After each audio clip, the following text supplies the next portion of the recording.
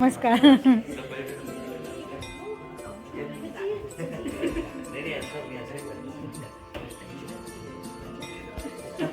नमस्कार.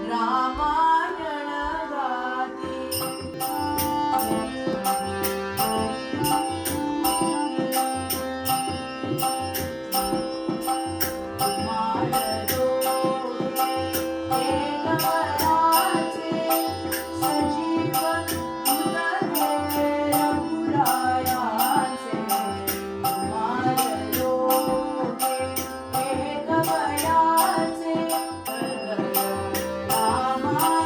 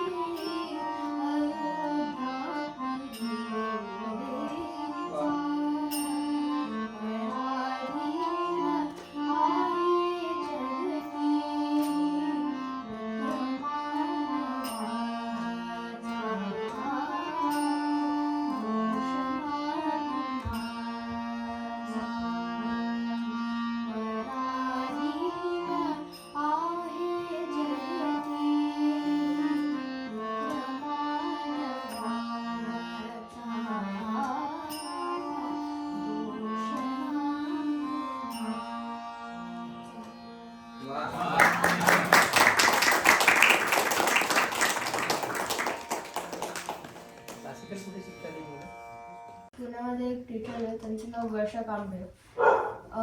कांबळे. कांबळे.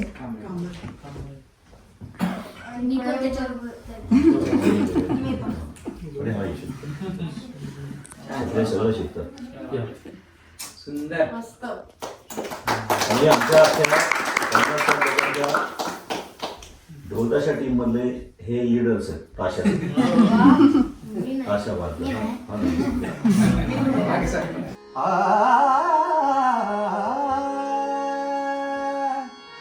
या भवनातील गीत पुराण, या भवनातील गीत पुराण, या भवनातील गीत पुराण, या भवनातील गीत पुराण.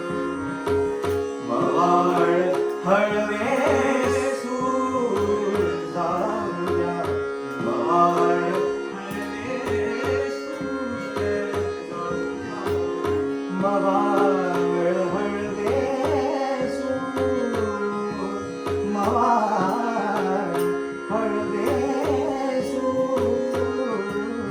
मवाळ हळवे सूर.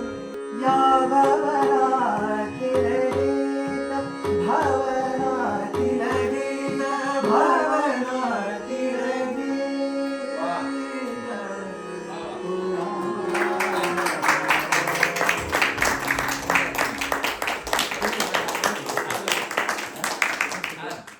मी इंदोरमध्ये शिकलो. कोणाकडे? माझ्या गुरुंचा वैशाली काशीकर बतोरे. त्यांनी कल्पनाताई जोकेकर आणि पंडित कमळ कांबळे यांच्या आणि आपण मी माझ्या वडिलांकडे शिकलोय. त्यांचं नाव मकरंद आहे. ते पंडित जितेंद्र अभिषेक यांचे शिष्य आहेत. पुण्यात. ते आता नाशिकला असतात. आम्ही नाशिकमध्ये रिसाईड करतो. बुवांकडे पुण्याला होते ते. फार सुंदर. थँक्यू. बरं वाटलं इथे.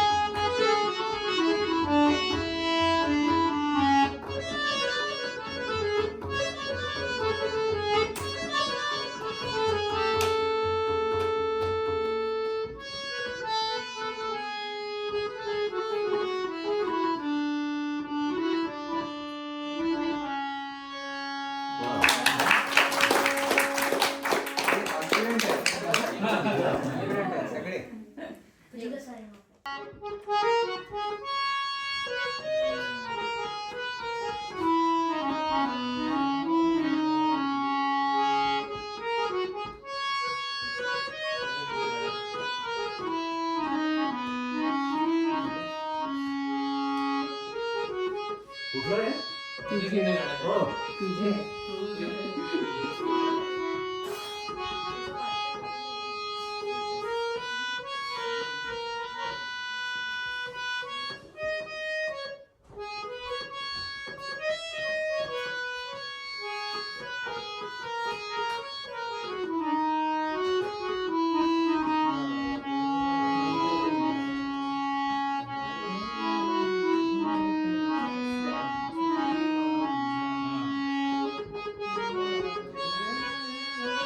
हा.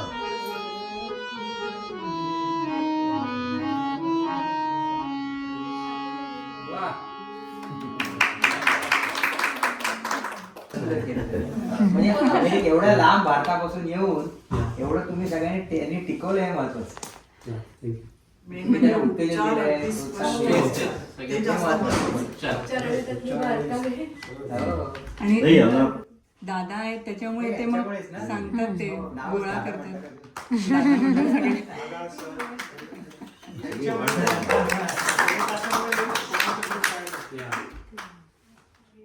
बॅक सपोर्टला असतं. छान. वर्ष आता पुढे आता पहिल्या वर्षाला आम्ही काय केलं होतं की या लोकांकडनं फक्त 2च गाडी घेतली. नंतर ती वाढवली 4-5 झाली ते 5 झाली. अजून एक मुलगी आहे रिया म्हणून, ती पण चालली जाते. बसवलं कोणी गीता रामायण तुमचं? ठरवलं सगळ्यांनी मिळून. आता त्याच्यामध्ये बसवलं म्हणजे मुलामुलांनी बसवलं. आणि आम्हाला निशांत मराठे देखील मदत करतो कधी कधी, कारण तो पण गातो ना, तो पण असतो. मग तो पण थोडीफार मदत करतो. आणि मग रुपाली आहे, रुपाली मदत करते. सो ती असते तिची निशांत मार्काला सगळे सांगतो. आणि मग आम्ही गोपाळदांची गाणी ऐकतो पण मध्ये त्यांची पण आहे. आणि ओरिजिनल गाणी ऐकतो परत. ओरिजिनल तर त्यातलं जमलं अवघड आहे सगळं. म्हणून मला ऍक्च्युली मुद्दाम तुमच्या समोर या लोकांना या ग्रुपला आणायचं. पुढे चालणं आवश्यक आहे हो, आम्हाला. हो, yes.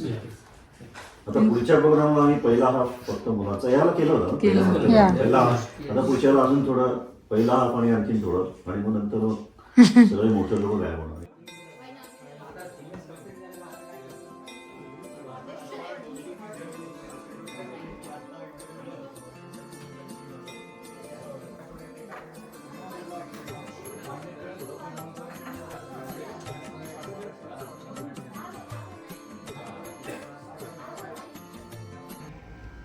आधी शब्द आणि त्याला चाल.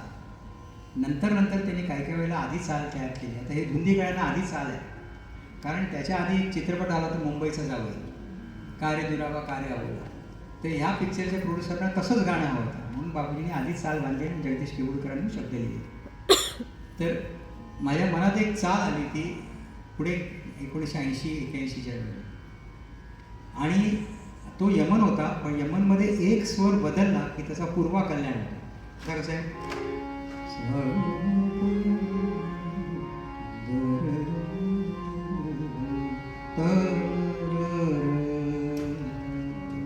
हा पूर्वा कल्याण झाला. तर मला एक चाल आली होती, तर ती चाल ऐकली माझे एक मित्र अजित सोमण. ते म्हणाले ह्याच्यावर सुंदर संध्याकाळची कविता होईल, सुधीर मुंगेंना सांग. आणि मग त्यांना ती चाल ऐकली, त्यांनी लिहून दिलं ते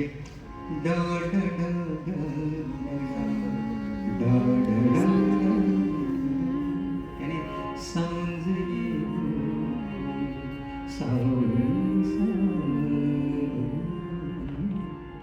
मगाशी देवाच्या द्वारे जेव्हा मी सादर केलं तेव्हा आपल्याला प्रश्न विचारला होता की ऐकले का कोणी. कारण बऱ्याच वेळेला असं माझा अनुभव आहे की गाणं ऐकलं असतं पण संगीतकार कोण आहे माहीत नसतं. गायक फक्त माहिती असतो, कारण त्याच्याच माध्यमातून आपल्याकडे गाणं ते पोचतं. तर माझा अनुभव सांगतो. एकदा मी मुंबईत 94-95मध्ये दादरहून पार्लेला जात होतो. रविवार होता. म्हटलं गाडी वगैरे कशाला जायचं, आपण बसने जाऊ. मग रिकामी बस होती, त्याच्यात बसलो. 4-5 पॅसेंजर्स होते. थोड्या वेळाने मला लक्षात आलं की कोणतरी गाणं म्हणत आहे. आणि बघितलं तर कंडक्टरच खिडकीच्या जवळ बसून गात होता. सुंदर आवाज होता. मी नाव विचारलं, सुरेश तावडे म्हणाले. गाणं संपलं, मी त्यांच्याशी बोललो. म्हटलं छान गाताय आपण, आणि कोणाचं गाणं म्हणताय तुम्ही. तर म्हणाले सुरेश वाडकरांचं. म्हटलं छान, मी श्रीधर फडके याचं संगीत माझं आहे असेल म्हणलं.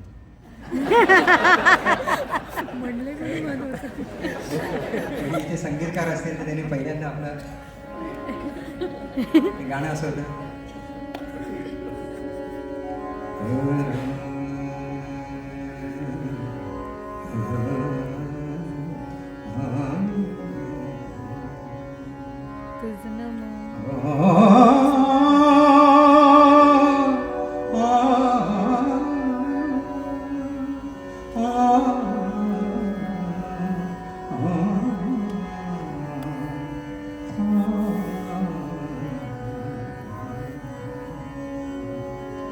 ओंकार स्वरूपा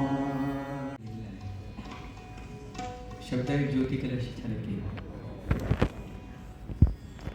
बाबूजींनी जेव्हा हे स्वरबद्ध केलं आणि चित्रपटात आलं भावी बिछोडिया, त्याच्यात प्रमुख भूमिका होती मीना कुमारी आणि बलराज सायनी.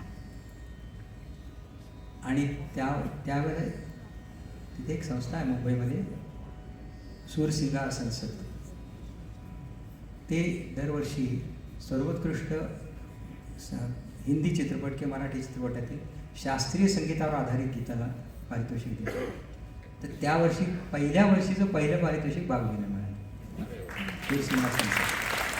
मी लहान होतो, मी गेलो होतो बिर्ला मातोश्री सभागृहामध्ये तिथे हे झालं होतं. मला अजून आठवतं की सुप्रसिद्ध संगीतकार हिंदीतले मदन मोहन आले होते बाबूजींचं कौतुक करायला. आणि बाबूजींनी हार घातला, घट्ट मिठी मारली. म्हणजे एका हिंदी संगीतकाराने मराठी संगीतकाराचा फार सुंदर गौरव केला. मी लताबाईंना एकदा फोनवर विचारलं होतं की या गाण्याबद्दल थोडं त्यांचं आवडीचं गाणं आहे. ते म्हणाले भूप राग जो आहे तो प्रचलित आहे आणि नेहमीच्या सगळ्या भूपाळे त्याच्यात होतं. प्रसन्नता जी असते ना त्या रागातनं मांडली जाते. आणि मराठी संगीतकार असल्यामुळे मराठी संगीतकार भूप राग बऱ्याच ठिकाणी वापरले आहे गाण्यामध्ये. त्यामुळे ते फार सुंदर गाणं झालेलं आहे. बाळ गुराखी यमुनेवरचा गुलाम काळा संता घरचा. आणि तिसऱ्या वेळी त्यांनी तुकाराम महाराज आणि संत रामदास स्वामींना आणले. आता मीराबाईंच्या याच्यात तुकाराम महाराज किंवा रामदास स्वामी कसे असणार नाही. हाच तुक्याचा विठ्ठल आणि दासाचा श्रीराम, ते गरिबांची प्रतिभा दिसते. आणि आता तुम्ही सगळ्यांनी ऐकलं असेल हे नंदाबाई, बाबूजी जेव्हा क्लासिकल गायचे किंवा असे गाणी म्हणायचे ना ते 15-15, 20-20, 25-25 मिनटं म्हणायचे. ते केलं तर मला माहीत नाही तुमच्याकडे कधी. मी स्वतः ऐकलेलं आहे मुंबईत एका याच्यात 25 मिनटं हा गाणं त्यांनी गायलेलं आहे. हा मारुबिहाग राग आहे. तर ते मला तेवढं काही जमणार नाही, परंतु ते गायले कसे बघा. बाळ गुराखी यमुनेवरचा असं नाही, यमुनेवरचा गुलाम काळा संता घरचा. हाच तुक्याचा विठ्ठल आणि दासाचा श्रीराम, दासाचा श्रीराम.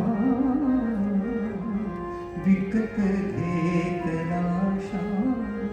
वेगळं आहे मुळात नाही, याच्यात नाही. मूळ कसं आहे, विकत घेतला श्याम, विकत घेतला श्याम. नंतर बरेच दिवस काही झालंच नाही त्याचं. आधी मी लताबाईंकडे गेलो, लता मंगेशकरांकडे. त्यामुळे मी गाते म्हणून 4 गाणी तयार झाली होती. पूर्वी कशा होत्या आपल्याकडे EP रेकॉर्ड्स असायच्या, एक्सटेंडेड प्ले 45 RPMच्या. पण त्यांना काही वेळ झाला नाही, त्यामुळे मी जवळजवळ 7 वर्ष थांबलो. 82 ते 89 त्या खूप बिझी होत्या त्यावेळेला. मग मी आशाबाईंना विचारलं, लताबाईंना सांगितले की आता मी यांना विचारू का. त्यामुळे विचार. आशाबाई म्हणले मी गाते म्हणून. चाल ऐकू गाते म्हणून. आणि 89 ते 91 पर्यंत काहीच झालं नाही. परत 2 वर्ष दर 2 महिन्यांनी मी फोन करायचो त्यांना, कधी गाणार कधी गाणार. गाते. शेवटी म्हटलं काय मग असं का प्रॉब्लेम काय. तर म्हणले प्रॉब्लेम असा आहे की ती चाल खूप कठीण झाली आहे. अहो म्हटलं तुमच्यासारख्या गायिकेने हजारो गाणी गायली आहेत आणि अनेक संगीतकारांची, मोठ्या मोठ्या संगीतकारांची गाणी गायली आहे. मी एक छोटासा संगीतकार आहे, तुम्ही गा ना. मग बरं म्हणाल्या. आणि आल्या. आणि त्या आल्यानंतर त्यांनी अक्षरशः सोनं केलं त्या गाण्याचं. म्हणजे प्रचंड त्याला लोकप्रियता मिळाली. म्हणजे मलाही त्याची कल्पना, जेव्हा नवीन गाणं तयार होतं ते किती लोकप्रिय होईल त्याची काही कल्पना नसते. परंतु एक मला सर्वात मोठं पारितोषिक मिळालं असं मला वाटतं ते म्हणजे एका कार्यक्रमात हे गाणं सादर झाल्यानंतर पुण्यामध्ये एक अंधग्रस्त माझ्याकडे आले. ते म्हणाले हे गीत ऐकल्यानंतर रंग काय याची कल्पना त्यांना. हे सर्वात मोठं पारितोषिक. आईचं माहेरचं नाव देऊळकर, ललिता देऊळकर. थोडा रिव्हर प्लीज दिया आपने थोडासा. 1942 ते 1949 पर्यंत प्रामुख्याने ती हिंदी चित्रपटात गायली. आज अनेक गाणी तिची यूट्यूबवर आहेत.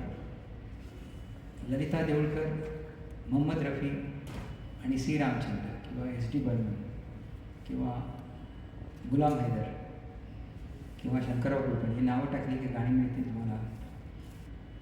साजन, नदिया के पार, मोरे राजा व चल नदिया के पार अशी तिची गाणी आहेत. किंवा शहीद या पिक्चरमधून. लग्नानंतर तिने गाणं खूप कमी केलं. क्लासिकल उत्तम गायची. सुहासिनी पिक्चर बघितलं का कोणी? मूळ 1960. त्याच्यामध्ये पंडित भीमसेनजींबरोबर ती क्लासिकल चीज गायलेली तोडी रागात. आता हे गाणं आहे याला 74 वर्ष झालेली आहेत. ते गदिमान लिहिलेलं आहे. आईबरोबर ते गायले वसंतराव देशपांडे. पण क्लासिकल गाणं नाही आहे, हे लोकगीत आहे. वंशाचा दिवा म्हणून एक चित्रपट बाबूजींनी त्यांच्या मित्रांनी काढला होता, त्यातलं गाणं आहे.